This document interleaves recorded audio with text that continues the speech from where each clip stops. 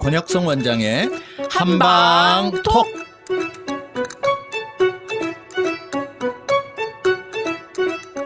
청취자 여러분 안녕하십니까, 권혁성입니다. 안녕하세요, 서유경입니다. 선생님, 오늘의 주제는 천식입니다. 네.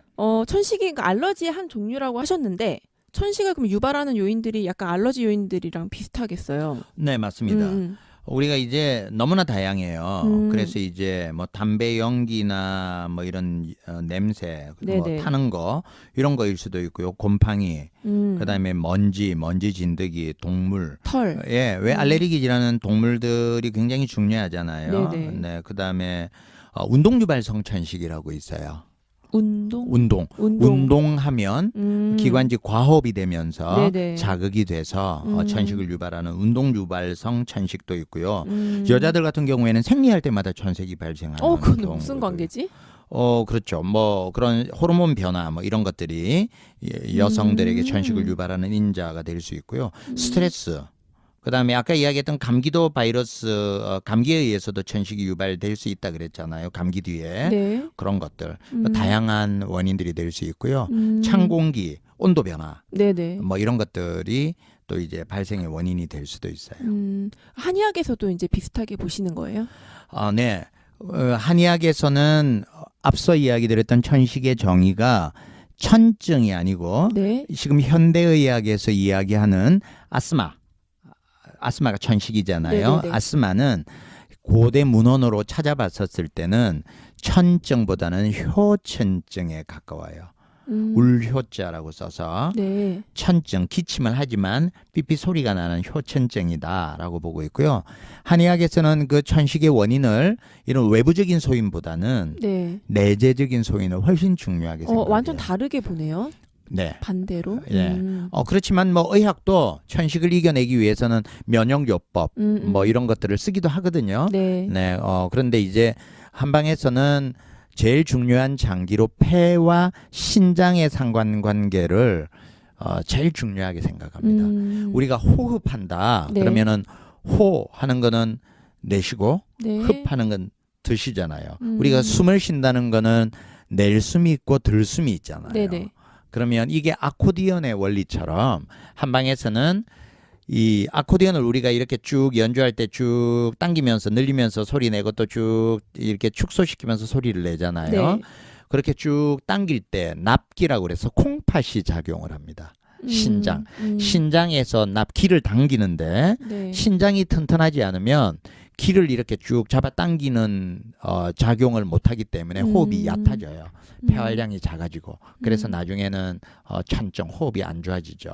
그래서 호흡력이 약한 노래하는 사람들이나 왜 선천적으로 이렇게 호흡이 약한 사람들이 있잖아요. 네네. 이런 분들은 폐를 튼튼하게 하는 게 아니고 신기능을 튼튼하게 해야 당기는 호흡이 좋아져요. 그리고 이제 호라 그래서 이제 낼 숨은 폐에 작용하는 거죠. 그래서 폐와 신장 기능이 튼튼해져야 호흡이 좋아지게 돼 있어요. 이 두 장기. 노래하시는 분들이 이거 아시나? 보통 폐활량이라고 얘기하지. 네. 콩팥이 이렇게 얘기하지 않잖아요. 네. 그런데 이제 제가 유명한 성악가랑 이런 이야기에 대해서 이야기를 좀 나눠봤더니 그 유명한 성악 하시는 분은 알고 계세요. 네.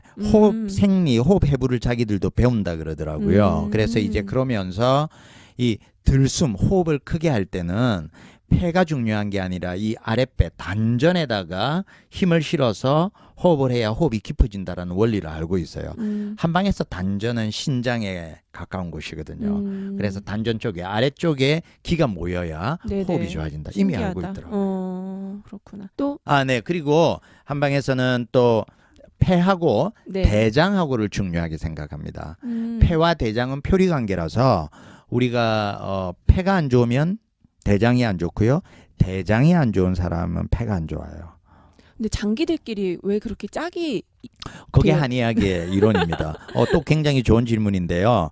한방에서는 간신비패신 이렇게 오장, 육부, 이제 장부라고 그러잖아요. 네네. 장과 부는 달라요. 그래서 폐는 장이고 대장은 부거든요. 네네. 그러니까 그 표리장기인데 폐와 대장이 표리로 연결이 돼 있기 때문에 서로 한 곳이 약해지면 이쪽도 영향을 받는 그런 것으로 생각을 하면 돼요. 네. 그리고 이제 이게 임상적으로 보면 지난번에도 말씀드렸지만 우리가 해독편에 대장이 안 좋은 사람들이 면역이 약해지고 뭐 이런 이야기들을 네네. 했잖아요. 그래서 대장이 안 좋은 사람들은 피부가 안 좋아요. 피부 그리고 폐도 안 그렇죠. 좋고. 그게 왜냐? 한방에서는 피부, 호흡 이런 모두가 폐에서 주관하는 거거든요. 그래서 대장과 폐는 연결이 된다. 네. 이렇게 생각을 하시면 됩니다. 알겠습니다. 뭐 유전적인 것도 있겠죠, 선생님? 예. 이제 이런 알레르기 과민은 유전이다라고 보기보다는 가족력이라고 표현하는 게 더 맞고요. 아, 다를까요? 가족력? 네, 유전? 조금은 다릅니다. 유전이라고 하면 이제 우리가 그야말로 DNA에 이제 게놈 프로젝트를 통해서 천식을 유발하는 인자가 있을 거다. 그렇게 열심히 찾고 있어요.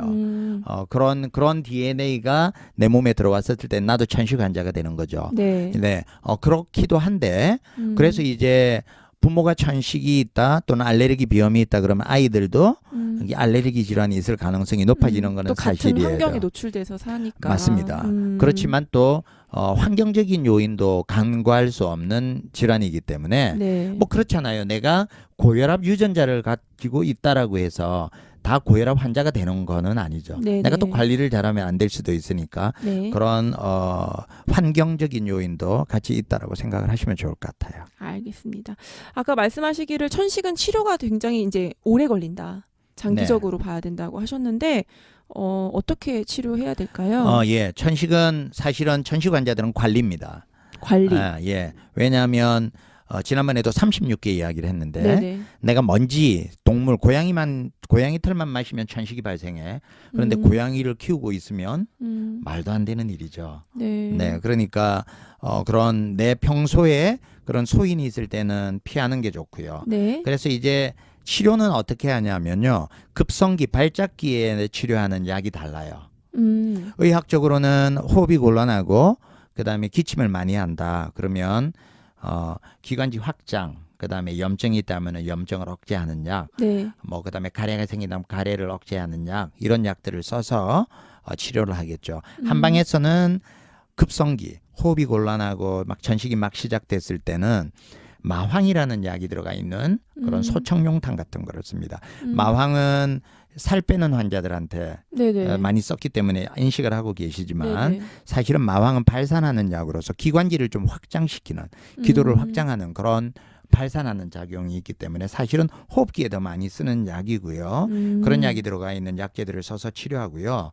그 다음이 이제 만성적인 그러니까 급성기로 호흡곤란이 없지만 수시로 한 번씩 발생하거나 또는 지금은 발생 안 했지만 매년 가을만 되면은 난 천식이 와 이런 분들은 여름에 또는 발생이 적을 때 평상시 아까 말씀드렸던 폐, 콩팥, 장 이런 기능들을 튼튼하게 만드는 네. 그런 치료, 생활요법 이런 것들을 통해서 건강하게 만들어주는 게 예방하고 또한 근본적으로 치료하는 방법. 그래서 이제 그런 소인이 와도 잘 발생 안 하도록 하는 것. 이게 이제 천식의 치료 방법입니다. 네, 근본적인 치료가 중요하다. 이렇게 말씀해 주셨습니다. 네, 감사합니다.